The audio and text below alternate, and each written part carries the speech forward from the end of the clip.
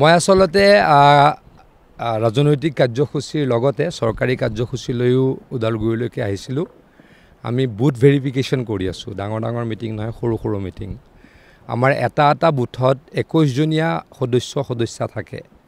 21জনী আছে নে নাই তাকে আমি প্ৰায় 15টামান বুথত আজি দিনটো ভেৰিফিকেশ্যন কৰিলোঁ।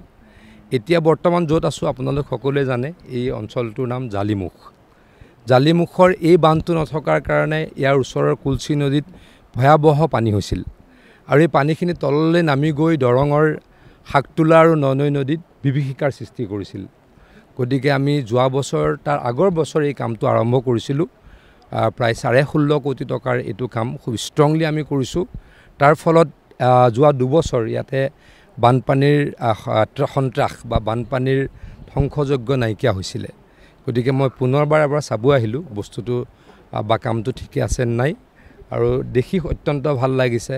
ৰাইজৰ লগত কথা পাতিলোঁ যে ইয়াতে বানপানী নাইকিয়া হৈ গ'ল, ভৱিষ্যতে এনেকুৱা কাম কৰিবলৈ আৰু যত্ন কৰিম। মইতো খুব ভাল দেখিছোঁ, কাৰণ যোৱাবাৰ আমি 4টা সমষ্টিত জিকিছিলোঁ। আমাৰ ওদালগুৰিত 10টা পৰিষদীয় সমষ্টি আছে, 4টাত আমি জিকিছিলোঁ, 2টাত আমি 1000 ভোটত হাৰিছিলোঁ। কিন্তু এতিয়া যথেষ্ট ভাল দেখিছোঁ। গতিকে মই খুব ভাল ফলাফল বিজেপিয়ে প্ৰদৰ্শন কৰিব বুলি আশা ৰাখিছোঁ। মই এটা কথা সদায় কৈ আছোঁ, আজিও কওঁ, আমি সমিলমিলেৰে ইলেকশ্যন খেলিম। কাকো আমি বেয়াকৈ কৈ বা কাৰো বিৰুদ্ধে কৈ ইলেকশ্যন নেখেলোঁ। ইয়াৰ যিসকল স্থানীয় পাৰ্টি তেওঁলোকক সন্মান কৰি ইলেকশ্যন খেলিম বুলি মই আগতেও কৈছোঁ, আজিও কওঁ, ভৱিষ্যতেও।